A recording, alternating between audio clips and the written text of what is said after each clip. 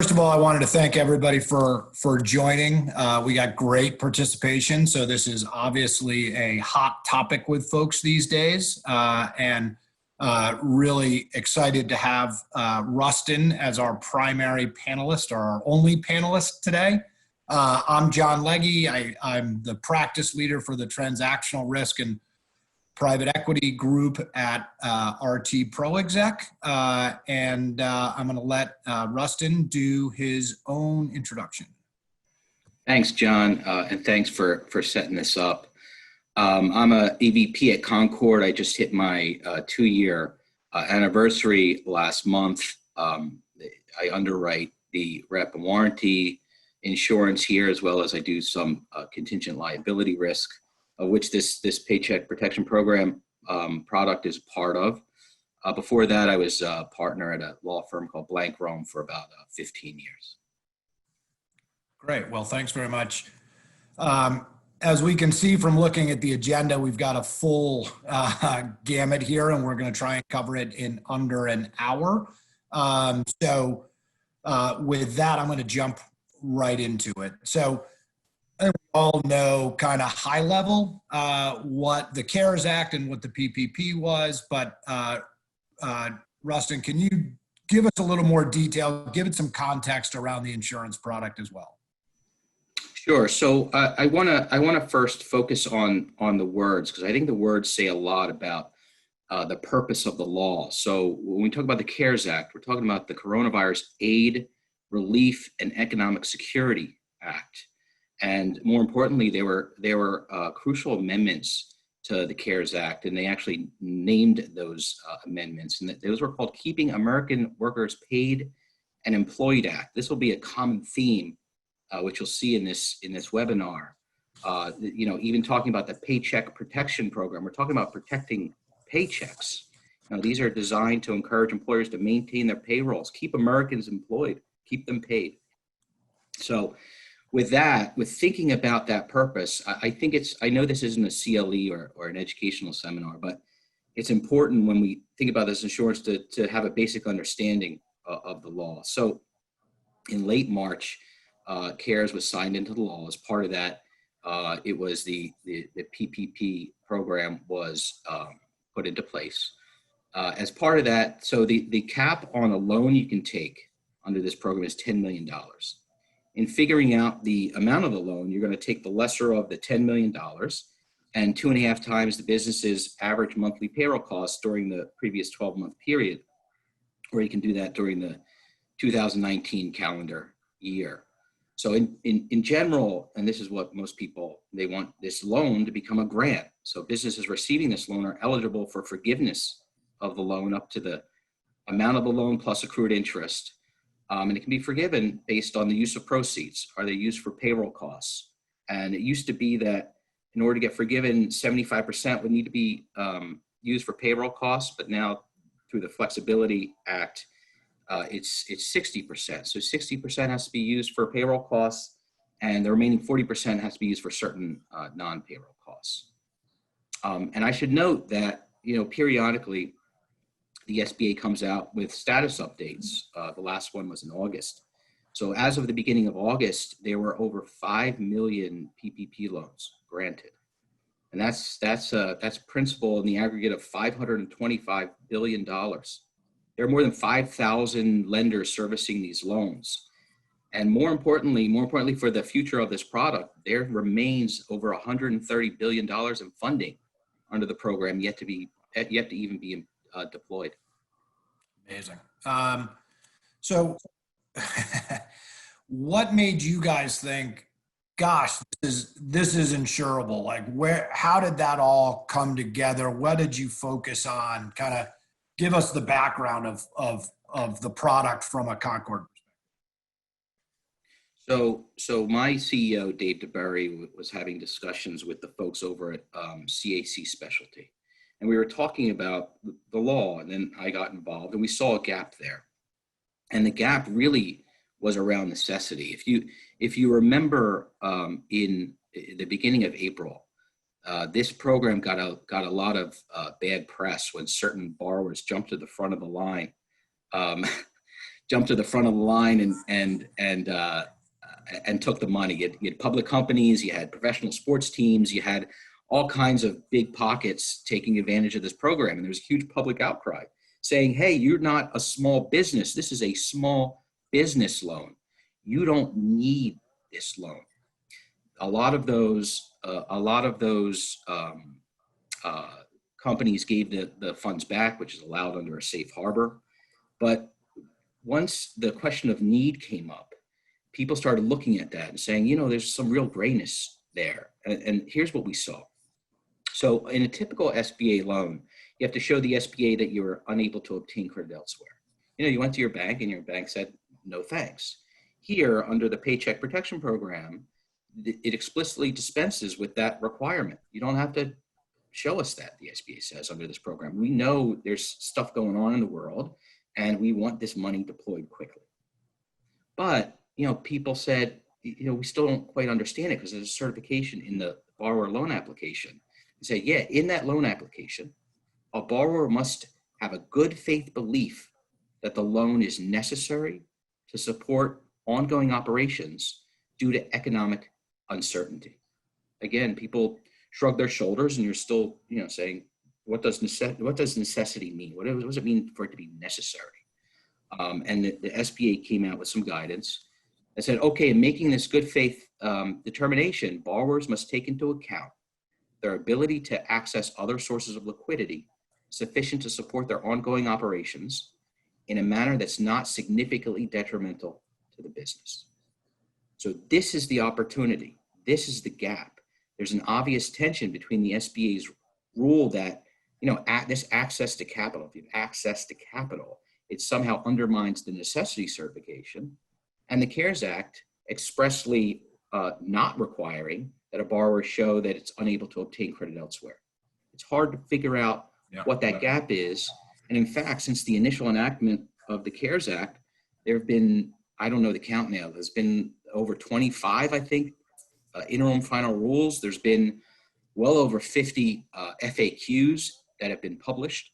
And it's this murkiness in law and the guidance that's created an opportunity for us to give comfort to those who are worried about eligibility and, more importantly, forgiveness. Yeah. So in effect, a lot of people got the money before they knew what the rules were. Yeah. How do you substantiate that you had good faith before you really understood what the rule was? And yeah, that's right. Right. Okay.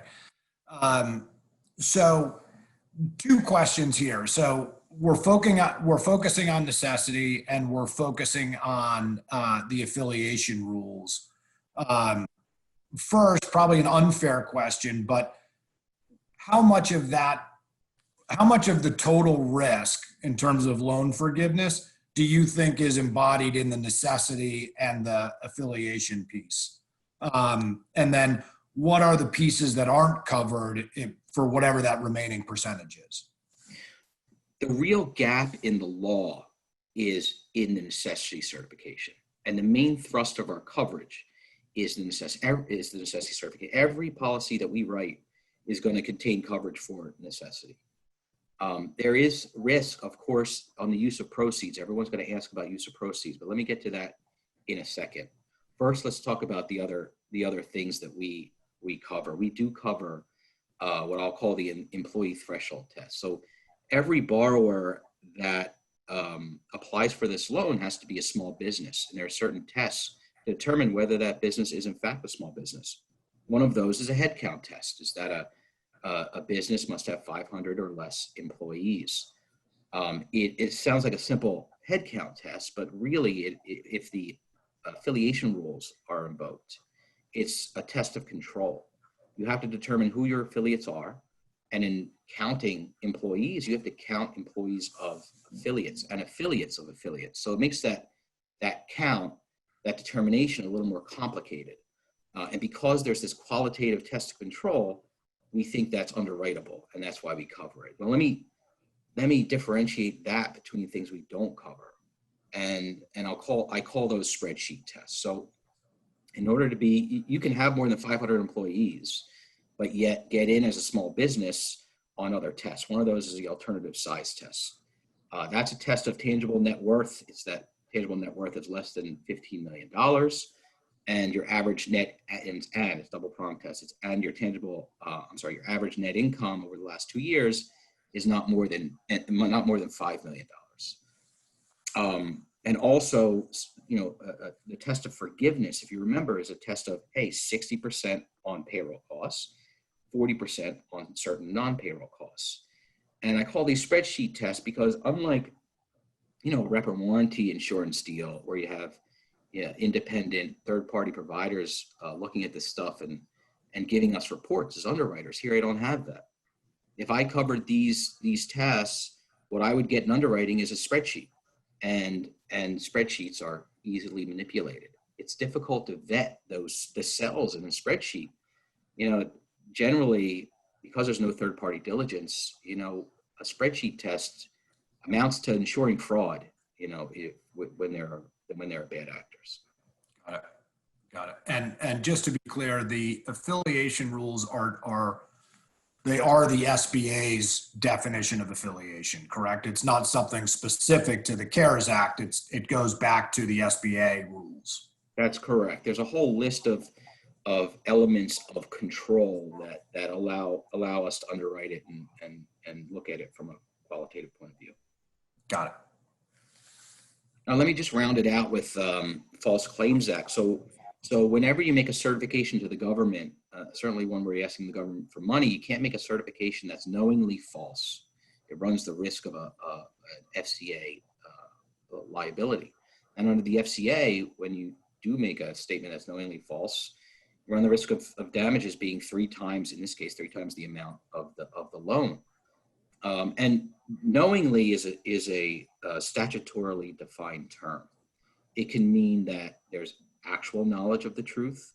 It can mean that there's deliberate ignorance of the truth. And lastly, it can mean there's reckless disregard for the truth. So the first two have this intentional element to it that are going to be excluded under our policy. So the real piece of coverage you have under the FCA option, there has to be a finding of reckless disregard for the truth. Okay. All right. So, and I've had a bunch of conversations with retail brokers and with clients around how does the forgiveness process work, and how does that going to dovetail with your coverage? For example, the SBA gives you a very quick, relatively speaking, sign off of forgiveness, but then they're going to come back and audit you within the next 5 years, potentially. So can you walk us through how all that stuff dovetails together? Yeah, sure. So when a borrower applies for forgiveness, it's a different application form. They're going to submit that to their SBA lender. That lender is going to have 60 days to look at it. And really, we think they're going to be looking at use of proceeds. They're going to be looking at, did you use at least 60% for payroll costs? And how did you use the rest of it? That SBA lender is going to make a decision and submit that decision to the SBA, who then has 90 days to review it. And at that point, that is the first point in time in which our policy can be triggered. We don't think it will be. We think that the SBA is going to be very busy. They're going to rely on what their SBA lenders did and what their recommendation is, and they're going to rubber stamp whatever that SBA lender said its recommendation is. Hey, okay on forgiveness, rubber stamp. But yeah, you're right. From that point, the SBA, it's not 5 years, it's 6 years. The SBA has 6 years to then audit the loan. So yeah, they could rubber stamp and say, okay, we agree with you, lender, but later on come in and audit that loan and then make an adverse determination that, for example, we don't think you needed it. And in that case, that would trigger our coverage. So we took a complex statute and we really boiled it down to a very simple trigger. And it's that the SBA makes an adverse determination, whether it's at the forgiveness stage, which we think is unlikely, or more than likely at the audit stage. Just to give some context too, Rustin, how many, so that the government has said, the SBA has said that they're going to audit loans over $2 million. how many loans are there outstanding currently at that level? Well, So as of the beginning of August, we know that there are nearly 30,000 loans of $2 million or more. wow. And Okay. the SBA, let's keep in mind, we don't know what they're going to do exactly. We think it's going to be a file review, but there are so many loans they said they are going to audit that they could go out and hire third parties to go out and audit for them. We just don't know if they're going to do it themselves, but they certainly have a lot of work ahead of them. Got it. Got it. Okay. Uh, and defense costs, did we touch on that? How that works? Yeah, let me round out the trigger for, Yeah. so if the FCA option is chosen, that's the only trigger that's different. That gets triggered on a final non-appealable judgment. So that has to go through judicial review. That's a whole different animal. But we think, getting back to the certifications, we think that at some point the SBA could overreach in its authority. We think that the SBA will try to make an example out of somebody. We hope it's not one of our insured, but if it is, we want the right to force an appeal. And that you'll see that in our policies, that we have the right to force an appeal. But if we do that, an insured will not come out of pocket for defense costs. It will be on our dime. But if precedent's going to be set, we want it to be a favorable precedent for us. Got it. Thanks. Okay. This one's kind of straightforward. Who's getting audited? We started to touch on this, but can you round this out for us a bit? Yeah, so we know that loans of $2 million or more are going to be audited. We know that the statute of limitations is 6 years. We know there are a whole bunch of loans over $2 million, a lot of work for the SBA to do. But the question is, what will the SBA be looking for, and how do we think this is going to play out? Here's what I think. So the SBA, the FBI, the DOJ, they've already focused on, they've started cracking down on those who have defrauded the program. We've all read the articles about people taking this loan and going out and buying vacation homes, or the story about buying Lamborghinis, right? We've all seen that article. Yeah. Those are the people that they're cracking down on right now. I saw a source that tracks these types of things, and it said that there are almost 60 federal cases currently being run In process. Yeah. in process that allege violations of the Paycheck Protection Program arising out of some sort of fraudulent activity. I expect this trend to continue. Now, getting to necessity, there aren't any cases alleging failure of the necessity certification right now. I don't expect that trend to continue, but I do think that where that's found is only going to be in the most egregious cases where the facts just are not favorable to need, really. And we're going to get to this. It's where need was not substantiated by efforts. Remember, we talked about necessity certification being a good faith belief, right? And we are gonna, this is a win-win situation in this insurance. We are helping our insureds build a file. We're helping them build an evidentiary war chest to substantiate their need for the PPP loan. And doing that is going to greatly improve their chances for a positive result coming out of these SBA audits. Got it. Thank you.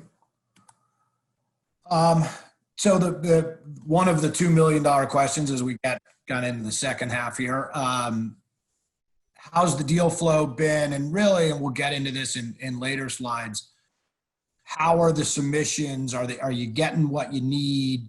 Kind of walk us through what the flow looks like at this point and maybe where it could improve. Now people are like, finally we get to pull the curtain back a little bit. Here we go. So in about a month and a half, I have almost 80 submissions. That's a lot of submissions. And we're quoting about 60%, almost 60% of those. Now that's a little misleading because some of these submissions come in. I know there are people probably listening to this that have made submissions and I said, hey, I want to know more about this or more about that. So there are some back and forth. This is a novel product. So we're kind of figuring it out a little bit. But for the most part, it's been pretty smooth other than some back and forth on follow-up questions. Now, keep in mind that this, unlike rep and warranty, I pre-vet these risks. I'm underwriting now. When I get the submissions, I am underwriting before anyone signs anything. We don't want to take risks that we don't think we can get over the goal line. So I'm doing a lot of work up front. So the more I get up front, the better. Got it. All right. So the other piece of rubber hitting the road, limit, rate online, retention, kind of all the headline stuff that everybody asks about. Sure. Okay. So I have a formula to try and figure out the right limit. For purposes of this conversation, really the rule of thumb is going to be the loan amount plus some interest. You could take it out. You can make this is 1% annually. That's the accrued interest on this loan, but you could take that to 5% or 6% to kind of bump up the loan amount to figure out a limit. Now, in my proposals, I'm going to give you usually two options, and I'll help brokers figure out the right limit. But that's the rule of thumb. Rate online has been pretty consistent across the board. We're right at about 4% ballpark, subject to the quality of the risk there. Okay. Retention, remember, we know these audits are coming. We want our insureds to cooperate. We want them to have some skin in the game. We're not keying our retention as a percentage off limit or anything like that. It generally is a flat $200,000. On a $2 million loan, maybe that's too much. On a $10 million loan, maybe that's too little, but that's the ballpark. And then loss mitigation fee, our due diligence fee, we are charging $25,000. If the employee threshold headcount test is added to the coverage, it's going to be another $25,000. And remember, we don't want any risk that we don't think we can get across the goal line. And really, to provide folks with some comfort, we only ask for half of that up front, and the other half can just be paid when the deal is bound. Got it. Okay. Great. So this, you and I have been around and around on this a few times. Give us some, let's dive into the submission process. What's a quality submission? Understanding that getting it right up front saves a lot of back and forth and a lot of time. So can we dig into this with a little bit of detail? Yeah, first let me talk about some of the things I'm going to want to know at the submission stage. So you should tell me the type of business. I should get a copy of the PPP loan application. I do want narrative around a couple things. One of those is the negative impact of COVID on the business and the industry in which the borrower operates. To break that down, I want to hear about revenue impact. I want to hear about lost customers. I want to hear about your pipeline effects. I want to certainly, we're keeping American workers paid and employed. I want to hear about furloughed or terminated employees. I want to hear about plans to furlough or terminate employees. More importantly, plans that were averted by receiving the funds to furlough or terminate employees. I want to hear about closures. I want to hear about burn rates. Let me talk about that for a second. So I want to understand how quickly would the borrower have been out of cash without the PPP loan proceeds? How would they have had to terminate employees had they not received the loan in order to save cash? Would they, a good measure is, would they been unable to continue to pay its debts as they become due within 6 to 12 months without cutting costs, without cutting employee costs? The other category in necessity is I want to hear about the actions taken to assess alternative sources of liquidity. I know that we all know that you don't have to show you're unable to obtain credit elsewhere, but I'd like to hear whether you tried. Did you go to your existing lenders? Did you go to other lenders? Did the board talk about it? Have there been historical practices of capital infusion? If say an owner pumped $3 million into the company in 2018 because the business was in trouble, the SBA may come in an audit and say, hey, we see that, and why did you do that in 18 but didn't do that now? That's a red flag for us if that happened. Now, pumping in money for growth is a different thing, but pumping it in to when the business is in trouble or for working capital needs, that could be a problem. I want to know about if there's any existing obligations of capital infusion, things of that sort. Got it. And this is a confusing point to some degree, but you and I have talked a lot about conclusory perspectives, meaning I went in and I got the loan because I needed it, but I didn't do all this legwork. Yeah. I just know I needed the loan at the time. And then all this guidance came out. And so, but what if the client really did need the coverage at that time? They just knew it instinctively, but they didn't, go apply for a loan. Like, how do you dovetail those things, or do you dovetail those two things together? It's unfortunate for those kinds of borrowers because this happens so quickly in March and April. And there are businesses that just got devastated and need this money quickly and didn't do much except say to themselves or have a board meeting or even have an internal meeting of management and said, lending is going to be too expensive. We're already in covenant default. Let's just get this free money. And that's unfortunately a bad fact. And remember, it's not that the business actually needed it. It's nuanced. It's that they had a good faith belief. And that means they made good faith efforts to determine they needed it. So what makes, I think it's probably better to say what makes a bad submission. What makes a bad submission are unprepared borrowers. There's little or no substantiation as to economic hardship.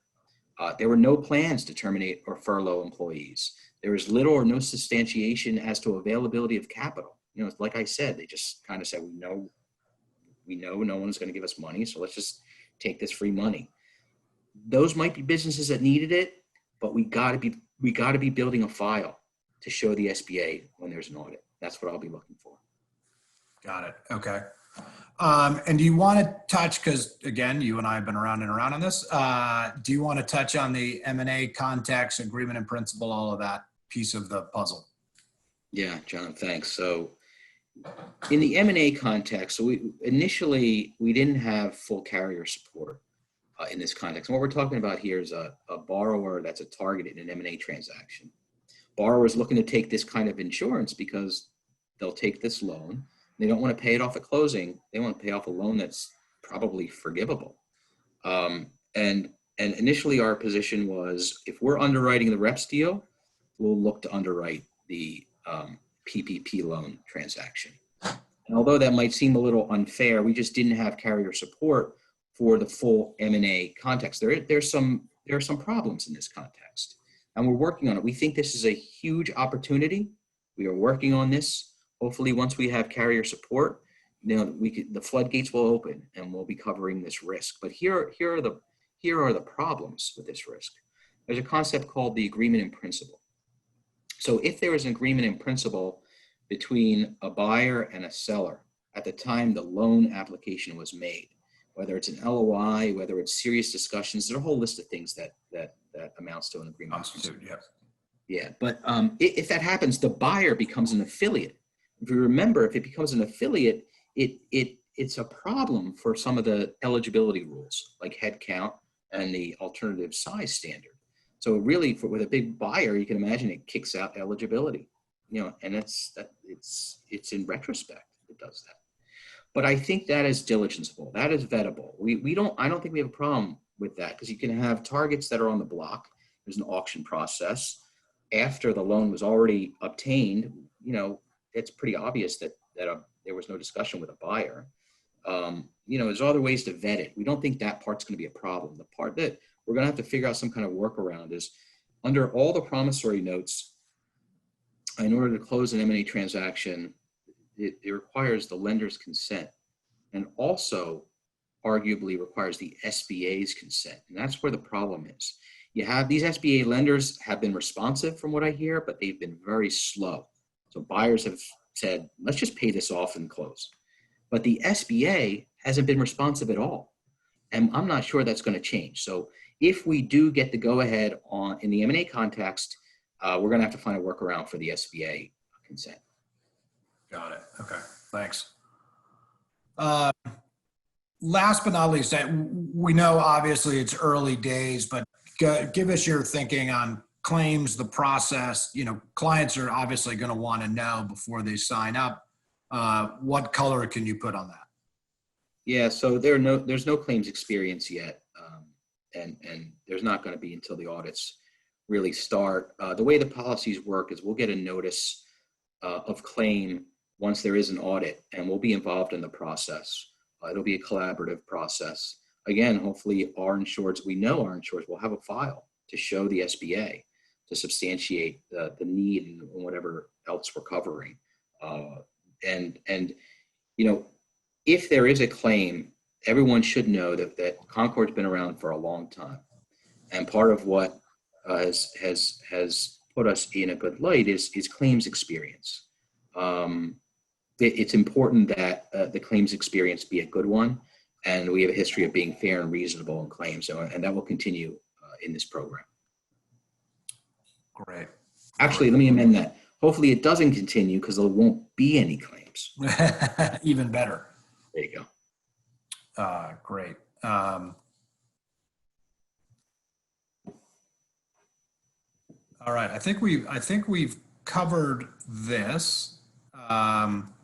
Here are, if there's. Well, John, let me just say, I have, and a lot of you have already received this from me or from John, is that I have a document that sort of outlines what I talked about in submission guidance that I'm happy to distribute if you request it. I also have, the narrative of what our description is that I can also provide. And that's going to be helpful for a lot of the folks on this webinar. Yeah, that's a very helpful document. And I've got a few Q&As. Let me try and pull these up because I think we've got some extra time. Sure. Just go back. One of them is whether or not there is coverage for False Claims Act. I know we touched on that, but can you clarify a little bit about when and how that works? Yeah, sure. So our FCA option is you're going to have to pick a limit that picks up the potential liability there. And again, it's treble damages. So the limit, and it could be less than the max amount. So if the FCA option is chosen, I'm going to put out limits that are probably going to be somewhere in the middle, triple the loan amount, and then the full loan amount.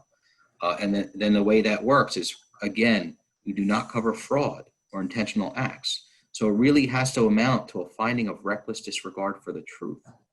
And it has to go through a full judicial process in order to trigger coverage. It has to end in a judgment, a non-appealable final judgment. Got it. Okay. Interesting question here. Does a declination, I can't talk, does a declination to offer coverage by underwriters signal a company should repay the loan? And does this hurt them in audit? So I purposefully do not go into too much detail when I decline to insure. You have to keep in mind that my declinations are not an indictment on necessity. And many times I'll make that clear in my declination email. But no, I don't think the SBA is going to look to me my opinion is in not wanting to insure necessity to say you didn't need it. They're going to do their own vetting. Great. Another kind of follow up on the FCA. What is the rate for FCA? Isn't it effectively the same rate, but you're just going to have a much higher limit?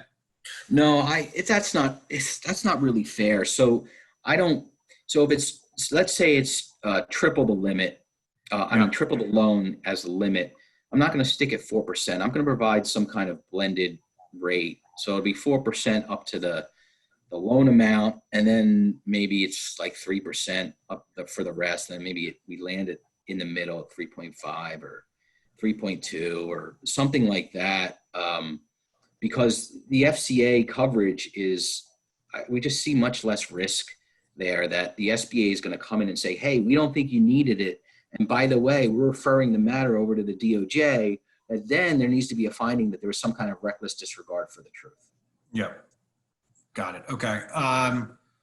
By the way, John, if you guys have a client that is asking incessantly about FCA coverage. Very interesting. Might be a red flag. And they're driving a Lamborghini. Right, right. No Lamborghinis. Yeah. Does the retention apply to defense costs? There are no defense costs. Like I said, we have the right to appeal. Yep. And And that's on your nickel.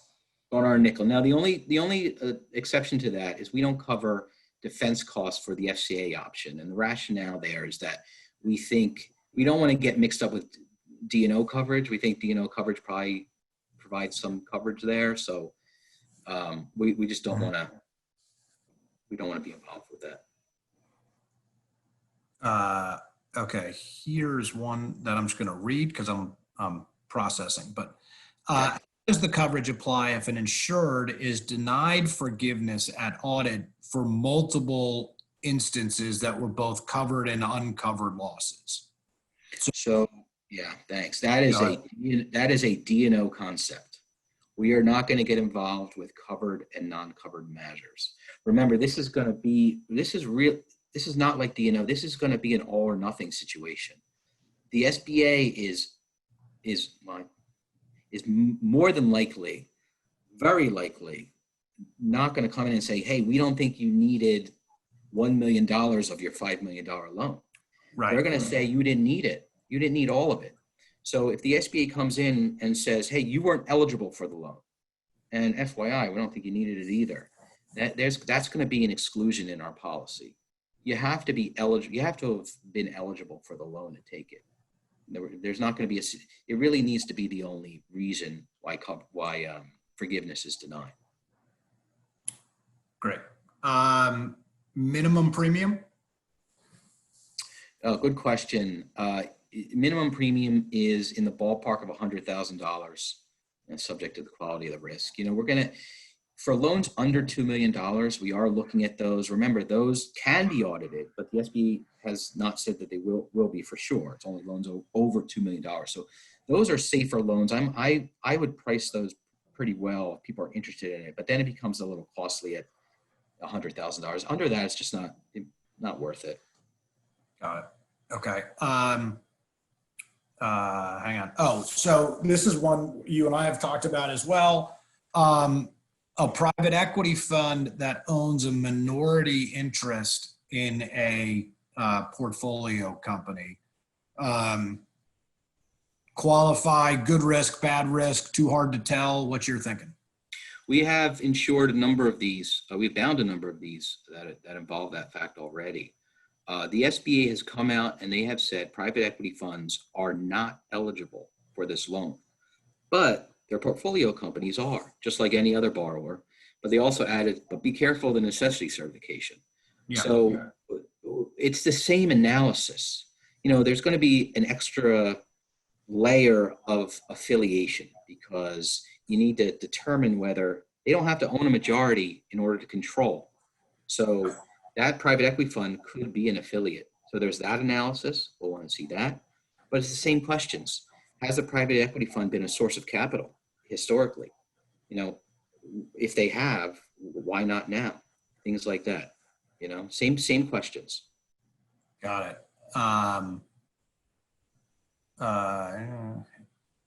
Is it your recommendation that any business with a loan over 2 million send you a submission? The good ones, yeah. If you're over $2 million and you're looking at an audit, listen, the SBA could do these audits themselves, right? And then, these could be easy. Just a file review. You show them a big virtual stack, and the SBA says, oh, okay, you're fine. Or they could hire outside people to come in and do it. And when you hire people, they're going to want to show that they bring value. And those people are going to want to find things. They're not going to rubber stamp things. So there's enough gap in the law, and there's enough knowing that there's going to be an audit. There's enough risk that, over $2 million should consider insurance. Got it. And another question. Assuming we give you a good submission, what's your turnaround time for a quote or MBIL or whatever kind of the right reference point is? Right, good. So we call our MBAL here a proposal. When we send a proposal and then it's executed, we will then send an underwriting plan, a plan of underwriting that asks you more questions. Now, what's great about this is you would have already answered a lot of the questions in our underwriting plan in just the submission, but there will be some things to fill in the gaps a little bit. Once we get all the information in order to do our underwriting, it's going to take about 2 to 3 weeks to get to binding. Got it. Okay. Um, is a policy form available? So I created this narrative description of the coverage on purpose. You know, this is a novel product, you know, and really the devil's in the details. And we feel like the policy is proprietary to Concord, and we don't want it in the hands of our competitors. I will provide our narrative, like I said. Occasionally, I'll provide the policy or at least a little bit of a breakdown. If I've created an NDA for people to sign, but I don't like asking people to sign an NDA. It shows that maybe I don't trust them. But the point is, I just don't want our policy in the wrong hands. So you can talk to me. We can email. You can see my narrative, but really that should be enough to explain the coverage. Now, in the narrative, I will, even though you and I have been around and around on this, the narrative is a very helpful document. So, interesting question. So, an insured borrowed $5.6 million.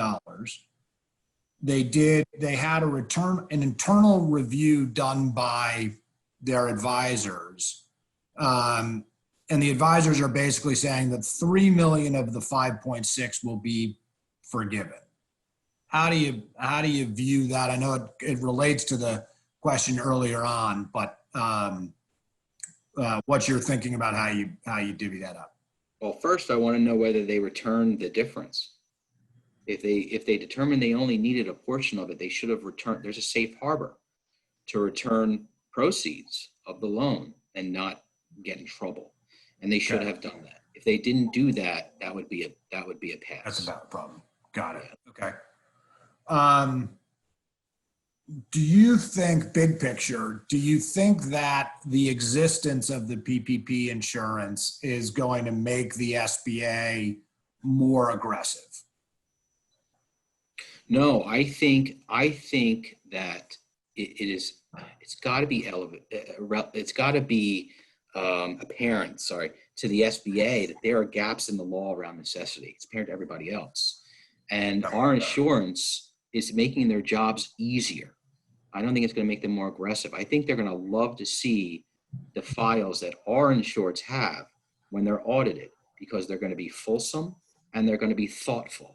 And I can tell you from looking at some of these submissions, none from you, John, looking at some of these submissions, some of these borrowers are really unprepared. And when the SBA comes in and says, show us how you use the proceeds and show us why you needed the loan, they're going to give a spreadsheet on use of proceeds and they're going to shrug their shoulders on necessity. Got it. Okay.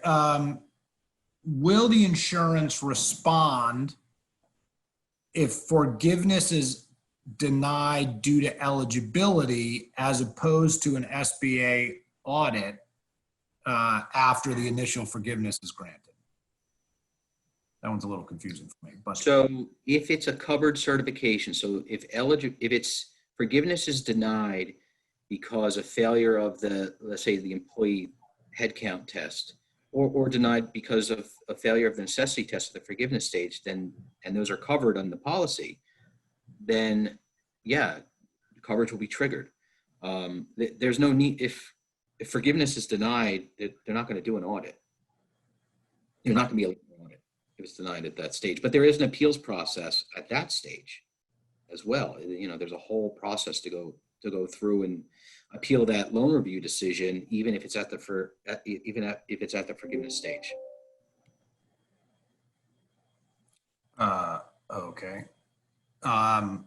So for those of you I've got one that's kind of a 7-part question. If I would suggest you shoot it to Rustin, because there's a lot in there, and I'm not going to process it. Hey, John, maybe it makes sense. I think we get these questions after this webinar, and we can kind of lay them out and put them in some kind of public forum with answers.